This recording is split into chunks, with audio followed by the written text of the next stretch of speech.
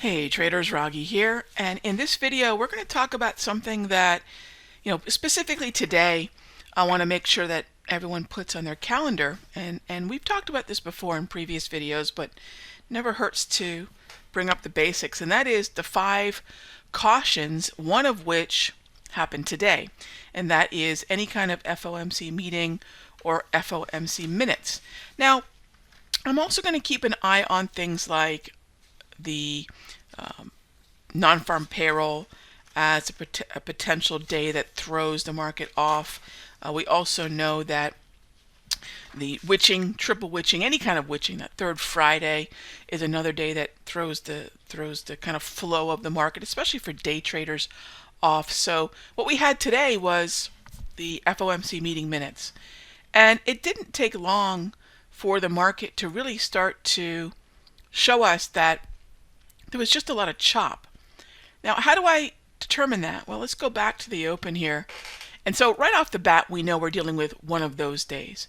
And then the bell rings, and we could see just how much, even in the first 15 minutes or so, how much trouble the market had just establishing itself above or below the, we call the volume weighted average price, anchored volume weighted average price, because there's all 3 of them. We were just slicing and dicing through them. Usually within about the first 10 to 15 minutes, you will see the market usually pick a side, either below those 3 lines or above those 3 lines. And if those 3 lines look as wonky, and I know there's a lot of drawing over top of this, but if they look as wonky as these did, even 15 or 20 minutes after the bell rings, it's a pretty good chance you're dealing with chop. That's how soon we can get a directional bias on the market. Then take a look at the economic calendar. Again, FOMC meeting minutes released at 2. We had all sorts of Fed speak that preceded this.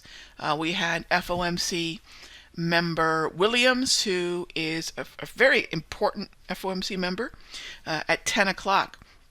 We actually had Rosengren come out and have some comments too. And then thrown into that were unscheduled events, like we had a lot of political chatter also out there as well. So how would I tell you to keep an eye on all this? Some of this is going to be just different things. What are different tools that you can use? 2 of my favorite ways to kind of keep up, and if you're a day trader, these are things that can kind of derail the train, if you will.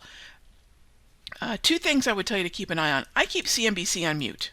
I keep it up on my computer, and I keep it up on mute. I don't have any affiliation with this site, but I keep Forex Live up. I don't know the guys. I think it's a terrific site that sort of live blogs the day. Even if you're trading futures, even if you're trading stocks or ETFs, this is a terrific site just to have running. I think it's and it's free, right? These are both free to do.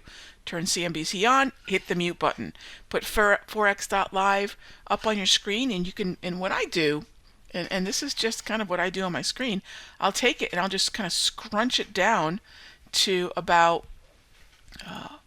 a third of its size, and I'll just leave it running on my screen. I'm here to show you tools that I think really make a difference, and those are 2 things that I have in my office every day.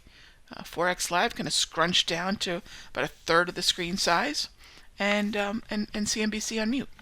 So if you can begin to understand the rhythm of the day is going to be oftentimes disrupted by scheduled and unscheduled events, it's going to at least give you some framework for the kind of volatility and why you're seeing it. Of course, it's always going to present a challenge. It's always going to present a potential risk.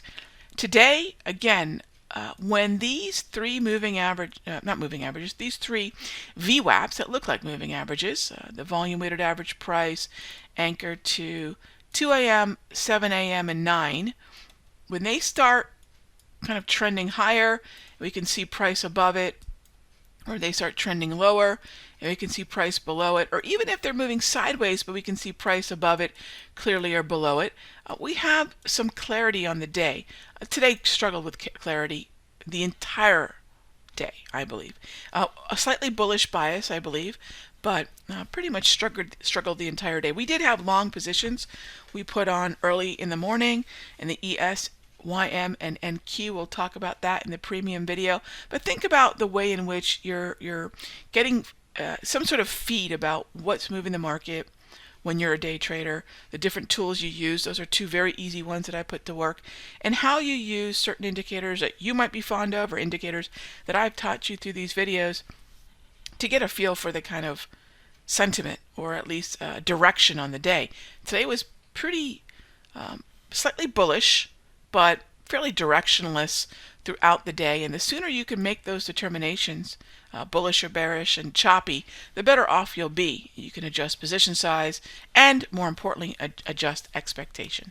All right, gang, and that's today's free video. I'll see you in the next update.